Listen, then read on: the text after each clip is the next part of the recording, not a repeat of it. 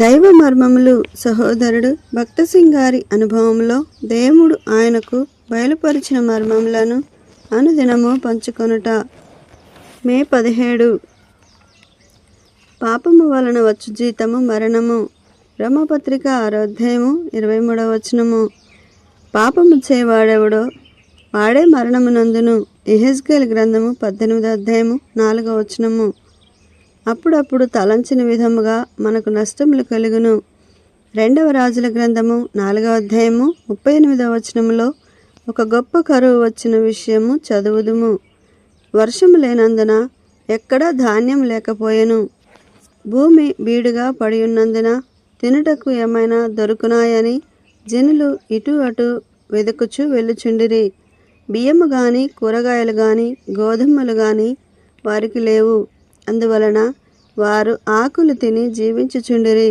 అదే పరిస్థితి ఈ దినములలో కూడా ప్రపంచములో నున్నది. ఒకవైపు ఈ లోకపు విద్య ఐశ్వర్యము వారు సాధించిన గొప్ప విషయములపై ప్రజలు గర్వించుచున్నారు. మరి ఒకవైపున పాప నిలయములందు పడి అశుద్ధత మలినములతో కృళ్ళిపోవచున్నారు. ఎంతెంత సమయము సినిమాలు చెడు స్థలములలో గడుపుచున్నారు. ఎక్కడికి వెళ్ళినా చెడు పుస్తకములు తమతోనే తీసుకొని వెళ్ళుచు వాటిని చదువుటకు ఎంతో సమయమును వ్యర్థము చేయుచున్నారు.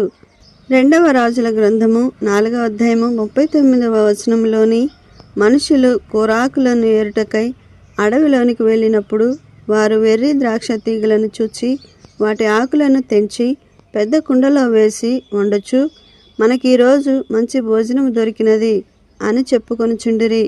అయితే వారికి ఆహారము వడ్డించబడి భుజించనారంభించినప్పుడు వారిలో కొంచెము జ్ఞానము గలవాడొకడు ఆ వంటకములో ఏదో కొంత పొరపాటు ఉన్నదని గ్రహించి ఎలీషాతో, దైవజనుడా, కుండలో విషమున్నది అని కేకలు వేసెను. వారు దైవజనుని యొద్దకు వెళ్ళి, దైవజనుడా, మేము విషమును తినియున్నందున కొన్ని నిమిషములలో చావనయున్నాము.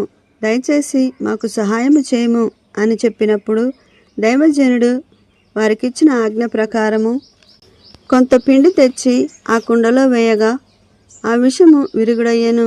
యేసుక్రీస్తు ప్రభువు, జీవాహారము నేనే, నన్ను భుజించుట ద్వారా మీరు ఎల్లప్పుడూ జీవించగలరు అని చెప్పెను.